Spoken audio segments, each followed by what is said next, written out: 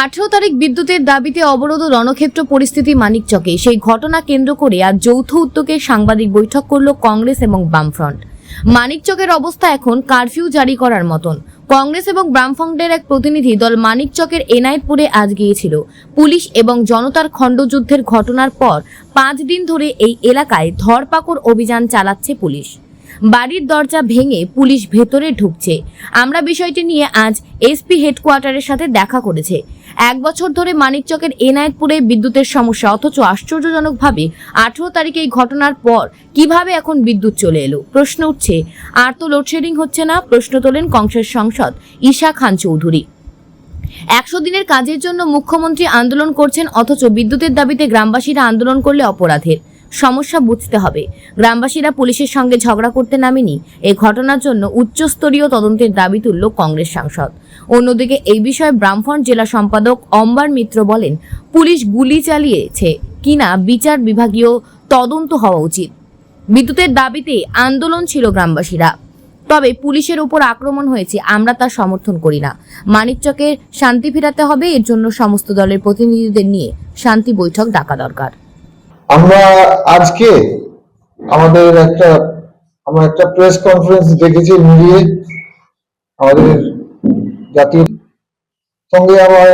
আমরা ডাকলাম আপনাদেরকে এই কারণে যে আজকে আমরা ভিজিট করলাম বিভিন্ন গ্রাম এনায়েতপুরের মধ্যে, যেখানে সেকশন 144 নাই। বিভিন্ন গ্রামে আমরা ঘুরলাম, আমরা পাবলিকের সঙ্গে কথা বললাম, জনগণের সঙ্গে কথা বলেছি, মা বোনদের সঙ্গে কথা বলেছি, পরিস্থিতি নিজের চোখে দেখলাম। পাবলিক খুব আতঙ্ক আছে, খুব ভয়ে আছে, কারণ 5 দিন থেকে কন্টিনিউস রেড চলছে। পুলিশ মাঝে মাঝে আসছে, মাঝে মাঝে দরজা ভাঙছে, মাঝে মাঝে ভিতরে ঢুকছে। 50 জন পুলিশ একটা বাড়ির মধ্যে। নিশ্চয়ই পাবলিক তো নিজের বাড়িতে ভয়ে ঘুমাতে পারছে না, অনেক জায়গাতে গ্রামের বাইরে ঘুমাতে হচ্ছে, ফিল্ডে গুলো ঘুমাতে হচ্ছে পাবলিককে। তো এটার জন্য আজকে আমরা এএসপির কাছে গেলাম। এসপি সাহেবকে পাইনি, এএসপি হেডকোয়ার্টার্স উনি অ্যাকচুয়ালি এবার মানিকচককে দেখছেন, ওনাকে স্পেশাল চার্জে দেওয়া হয়েছে। তার জন্য ওনার সঙ্গে আমরা সবাই মিলে বামফ্রন্ট কংগ্রেস আমরা যেয়ে ওনাকে বুঝালাম যে পাবলিক আবার আতঙ্ক হচ্ছে এবং পাবলিকের খুব সাফারিং হচ্ছে। বিষয় হচ্ছে যে বিষয়ে দুর্ঘটনা যে হয়েছে 18 তারিখ, সেটা পাবলিক আর পুলিশের মধ্যে একটা বড় মিসআন্ডারস্ট্যান্ডিং হয়েছে, ভুল বোঝানো হয়েছে পাবলিক এবং প্রশাসনের মধ্যে। আসল সমস্যা হচ্ছে অন্য জায়গাতে। 1 বছর থেকে এনায়েতপুর পাবলিক, মানিকচকের পাবলিক সঠিক ইলেকট্রিসিটি পায় না।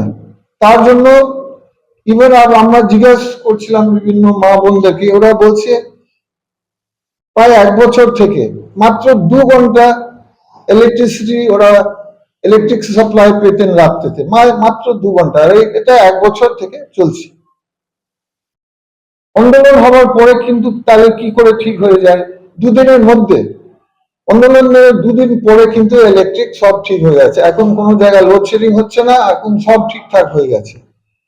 তো মানুষ তো আন্দোলন করতে পারে, একটা গণতন্ত্র দেশে সবার তো প্রতিবাদ করার অধিকার আছে।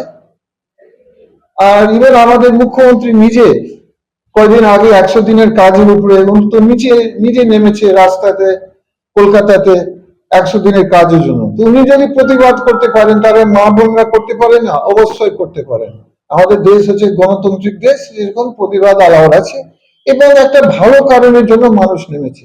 আনফর্চুনেটলি যেহেতু কোনো দল ছিল না কন্ট্রোলে, কোনো নেতৃত্ব ছিল না, নেতৃবৃন্দ ছিল না কোনো দলের, এটা জাস্ট একটা মাস পাবলিক গ্যাদারিং, তার জন্য জিনিসটা কন্ট্রোলের বাইরে চলে গেছে।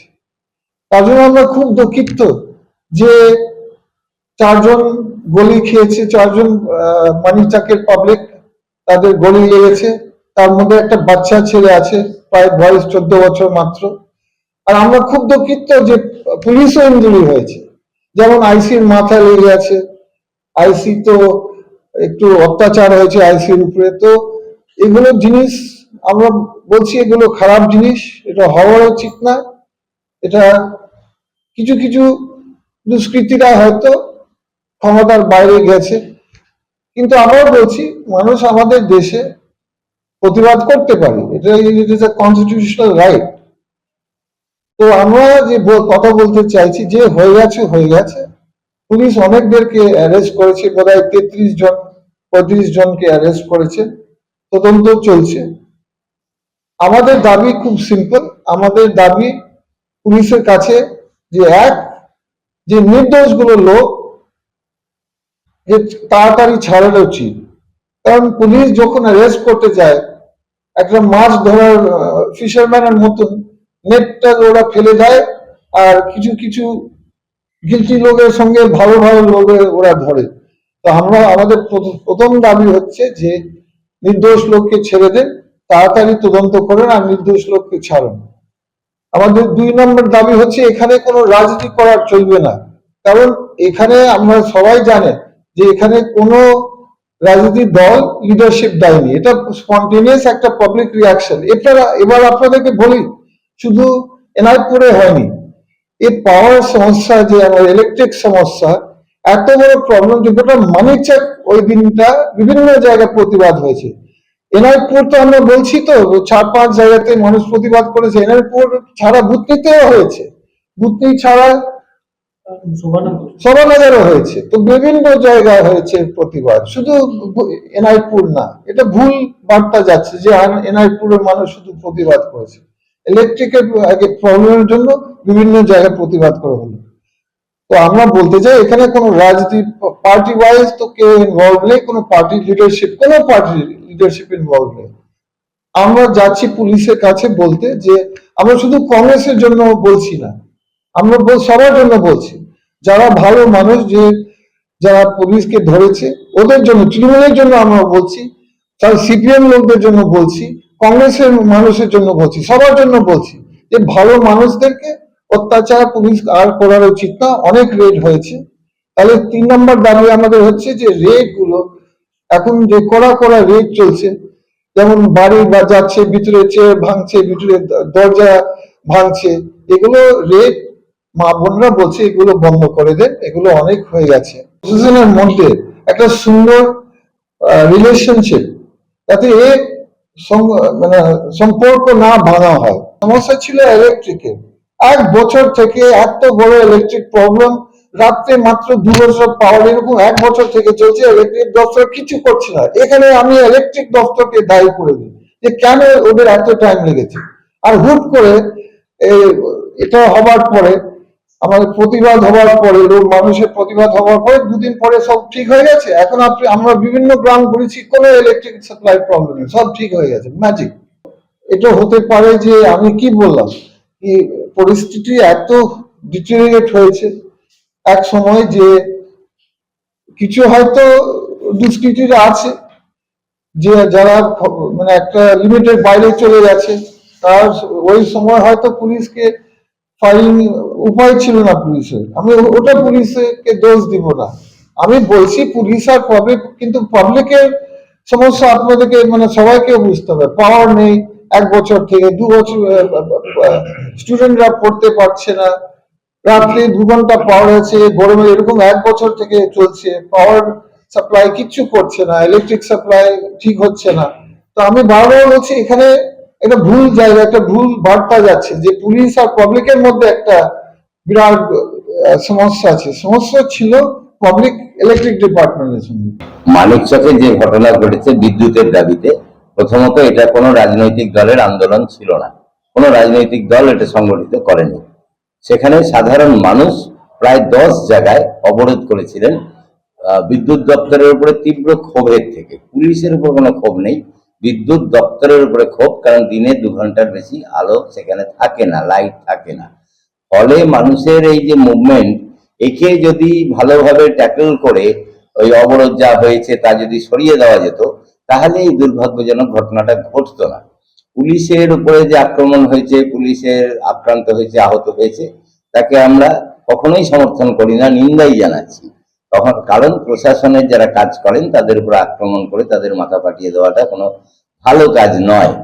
এখন মানিকচকের যে অবস্থা রয়েছে তাতে প্রচুর মানুষ গ্রেপ্তার হয়েছে, প্রায় 41 জন মানুষ গ্রেপ্তার হয়েছে এবং গ্রেপ্তারি চলছে। রাত্রেবেলা যেভাবে রেড হচ্ছে তাতে এলাকাগুলি ফাঁকা হয়ে যাচ্ছে, এলাকায় চুরি ডাকাতি এরপরে বাড়বে, বাড়িতে পুরুষ মানুষ না থাকলে চুরি ডাকাতি বাড়বে। ফলে আমরা আজকে অ্যাডিশনাল এসপি সাহেবকে বলেছি যে মানিকচকে পিস, শান্তি ফেরাতে হবে। শান্তি ফেরানোর জন্য ওখানে একটা পিস মিটিং করা উচিত, সবাইকে নিয়ে, সমস্ত অংশের মানুষকে নিয়ে, রাজনৈতিক দলকে নিয়ে, রাজনৈতিক দলগুলির সাহায্য সহযোগিতা নিয়ে শান্তি ফেরানোর জন্য শান্তি মিটিং করে ওইখানে শান্তিপূর্ণ অবস্থাটাকে ফিরিয়ে আনতে হবে। কারণ এই রকম অবস্থা দীর্ঘদিন চলতে পারে না। এখন কারফিউ জারি করার মতন অবস্থা আছে, দোকান খুলছে না মানুষ, কারণ বিক্রি করবে কাকে? কোনো ক্রেতা নেই রাস্তায়, কোনো খরিদ্দার নেই, ফলে দোকানের ঝাঁপ বন্ধ। তাহলে এর তো একটা কারফিউ জারির মতন অবস্থা রয়েছে। পুলিশের গুলি চালনাটা আমি বলছি বিচার বিভাগীয় তদন্ত হতে পারে, প্রতিটি গুলি চালনারই ডিপার্টমেন্টাল ইনকোয়ারি হয়। কেন গুলি চালানো হলো সেটা কিন্তু ডিপার্টমেন্টাল ইনকোয়ারির আওতায় পড়ে পুলিশের। এখানে আমি বলছি যে ওখানে মানুষ আক্রমণ করতে গেল, পুলিশ গুলি চালালো, পায়ে গুলি লাগলো, যা হয়েছে টোটালটা একটা বিচার বিভাগীয় তদন্ত হোক, বিচার বিভাগীয় তদন্ত হোক, তার ভিত্তিতে বেরিয়ে আসুক যে প্রকৃত ঘটনা ওখানে কি আছে। আর এটাও তো ঘটনা যে ওখানে উনি বললেন এমপি সাহেব যে লাইট এতদিন থাকছিল না, আর ঘটনার পরে 1 মিনিটের জন্য লাইট যাচ্ছে না। এটা তো কোনো আলাদিনের আশ্চর্য প্রদীপ না যে লাইট এখন যাচ্ছে না কেন? তাহলে লাইট দেওয়ার ব্যবস্থা নিশ্চয়ই সঠিকভাবে আছে, ইলেকট্রিসিটি অফ হচ্ছে না, কারেন্ট অফ হচ্ছে না। তাহলে এগুলোর ব্যাখ্যাটা কে দেবে? প্রশাসনকে দিতে হবে তো। আমি পরে শুনেছি, আমি সে সময় ছিলাম না এখানে, যে শাসক দলেরও নেতা নেত্রীরা স্বীকার করেছেন যে মানিকচকে বিদ্যুতের অভাব রয়েছে। শাসক দলের নেতা নেত্রীরা স্বীকার করেছেন যে মানিকচকে বিদ্যুতের যে ডিস্টারবেন্স, যে স্বীকার করেছে। আইসির উপরে আক্রমণ, পুলিশের উপরে আক্রমণ, এটার আমরা তীব্র ভাষায় নিন্দা জানাচ্ছি। আর তার সাথে যারা গ্রেপ্তার হয়েছে তাদের আমরা, নিরপরাধ বহু মানুষ গ্রেপ্তার হয়েছে, তাদের আমরা মুক্তির দাবি জানাচ্ছি, যাতে তাদের জামিনটা হয়। পুলিশ যাতে সেই ব্যবস্থা করে, নিরপরাধ ব্যক্তি বিনা দোষে যাতে শাস্তি না ভোগ না করে, কোন রকম শাস্তি ভোগ না করে, তার জন্য আমরা দাবি জানিয়েছি।